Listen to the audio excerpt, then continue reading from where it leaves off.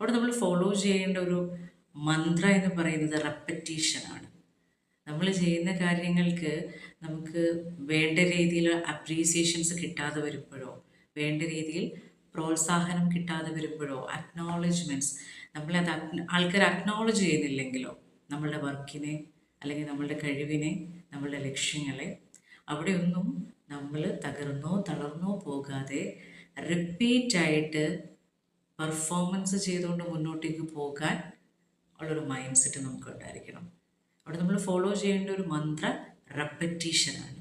Again again and again and again doing things. Repeatedly നമ്മൾ ആ പ്രവൃത്തികൾ ചെയ്തുകൊണ്ടിരിക്കുമ്പോൾ നമ്മളുടെ നേച്ചറായി അത് മാറും, നമ്മളുടെ സ്വഭാവമായി അത് മാറും, നമ്മളുടെ രീതിയായി അത് മാറും.